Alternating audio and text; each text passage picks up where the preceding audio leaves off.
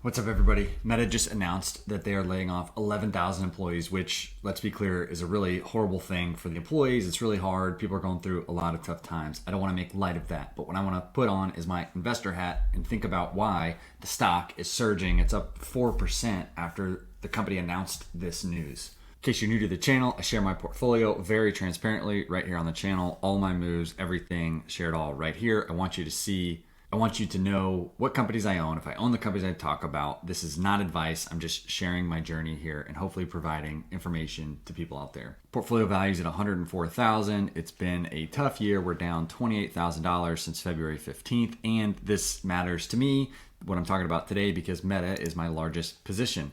It's currently valued at $19,796, and we're down almost $7,000. We've put almost $27,000 into the stock, right?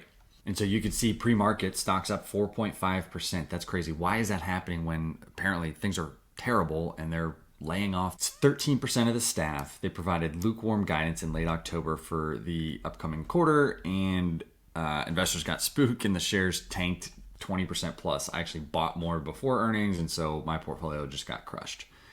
Costs and expenses jumped 19% year over year for the quarter. Okay.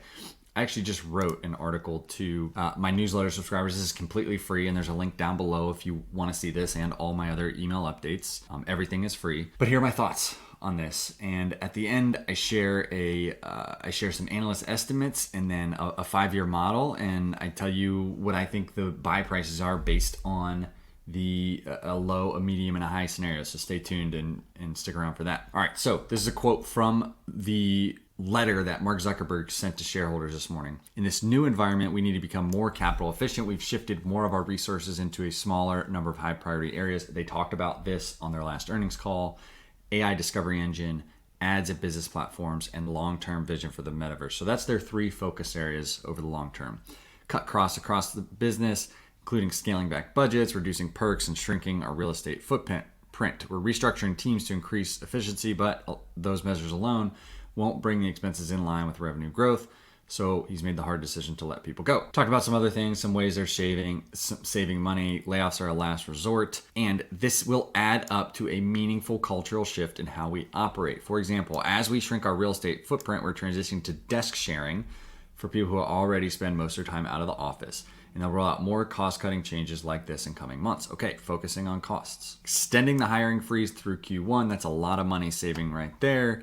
And then that's going to give them the ability to control the cost structure in the event of a continued economic downturn, and then put them on a path to achieve a more efficient cost structure than they outlined to investors recently. That's why the stock is up, right? They're essentially going to spend less money than they just told investors in their last earnings call they were going to spend, which that's what everyone hates about Meta right now, is how much money they're spending. So anytime we see news about less money spent, the stock is going to react positively, which it is. He's reviewing infrastructure spending as we build out the AI infrastructure, focus on becoming even more efficient with our capacity. Our infrastructure will continue to be an important advantage for Meta. I believe we can achieve this while spending less. So more cuts to come. Fundamentally, we're making all these changes for 2 reasons. Our revenue outlook is lower than we expected at the beginning of the year, and we want to make sure we're operating efficiently across both the family of apps and Reality Labs. So he summarized saying this, and this is how I feel about the stock, right? And so I agree with this statement. He believes they're deeply underestimated as a company. Billions of people use services to connect, and our communities keep growing. Core business is among the most profitable ever built. That is a fact, with huge potential ahead. And we're leading and developing the technology to define the future of social connection and the next computing platform. If you take out negative emotions about Facebook stock and Zuckerberg and all this stuff and politics, which I know play a part and it's important for people, but if you look at it from an investment case and you're looking at one business that's extremely profitable and one of actually the largest user bases in the world across several different services, this is WhatsApp, Messenger, Instagram, Facebook, and then you look at the fact that they're taking that cash flow, investing it into a new business line with potential upside that can capture a lot of a new and potential huge market. Those things that's a very powerful and positive combination, and most companies in the world don't have that type of cash flow to invest into a new business line, or if they do, they're not willing to do it. It's a huge risk, and so far it has not paid off.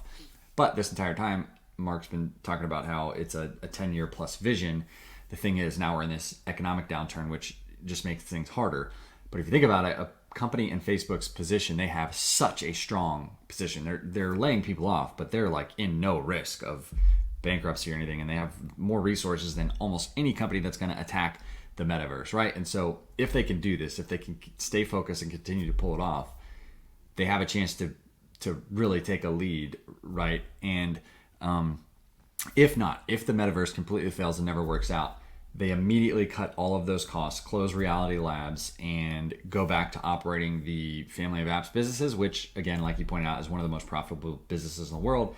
And the stock would go up even if that happened. If they announced they're cutting Reality Labs out right now, which I don't think they should do, I don't want them to do, but if they did, the stock would be up huge, 50%, 60%. Who knows how much it would be up if they announced that, because all of that cost cutting. Okay, so stock trades at a PE, almost its lowest PE ever, about 13.4x forward earnings.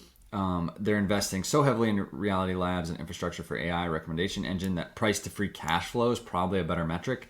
So as you can see in this chart below, the PE is down from 25 to 13, but price to free cash flow is basically flat at 27x. So what am I talking about? Well, since December, you can see that PE ratio started at 25 and it's now down, these are next 12 months, now down to 13, right? That's because the stock price has come down so much while earnings have been hit, but not too bad. Because they're investing so much of the free cash flow into Reality Labs and all these extra expenses, even though the stock has come down so much, it started at around 28 in December of 2021, and it's still at about 27. That is the problem with the stock right now. It is now being valued off price free cash flow, and they're investing so much of their free cash flow into Reality Labs and the AI recommendation engine that the stock, even though the prices come down, actually isn't cheaper when you look at it that way. Now, in theory, these investments are going to pay off. They're going to go back to growing free cash flow, and that's what investors have modeled for the future, right? These are analyst estimates from Ticker. They take these from a wide range of analyst estimates. They're going to be wrong, but they give us a baseline to think about, right? Analysts have revenue growing at about 8.8% compound annual growth rate from the end of 2022 to 2026. They have earnings. They have EPS, earnings per share, growing at about 6% over the same time frame. And then they have free cash flow, which took a major dip down to 18 billion. When you could say free cash flow took a major dip down to 18 billion, that's crazy, but it was up around 32 or something like that last year. Took a major dip this year, is going to take expected to take another dip next year, but then is expecting strong growth in free cash flow as these investments start to pay off, to get to a point where in 2026, analysts think 36% free cash flow margin. Okay, so I have built a 5-year model using Everything Money's calculator. It's not perfect, but it's just a rough idea, right? Using low, medium, and high estimates is going to tell you exactly what you'd be willing to buy the stock at in each of these scenarios. And I've actually been more conservative than the estimates. On the low side, it's 4% revenue growth, 17% profit margin, and 20% free cash flow margin, which is actually lower than what they've been at for the last year. An 8 PE, which is lower than its current PE, a 9 price free cash flow, which is lower than its current. And then middle is 6%, 18% free cash flow margin, 18% profit margin, 22% free cash flow margin, a 10 PE, an 11 price free cash flow, and then high is 8% revenue growth, 19% profit margin, 24% free cash flow margin, still way below the analyst estimates, further out. A 14 PE and price free cash flow of 15. Put that in, it tells you your low scenario, you wouldn't want to buy the stock right now if you believe this low scenario. Okay. Middle scenario is 101, which as of right now is kind of right where the current price is. But high scenario is $146 if you're looking at it on a PE, or $194 if you're looking at a price free cash flow. Okay, and I think that these numbers are going to prove to be on the conservative side over the long term. Just my opinion. And so I'm totally happy to continue owning shares. I'm not going to be buying as aggressively as I have because I have almost a full position and I want to add to other things as well.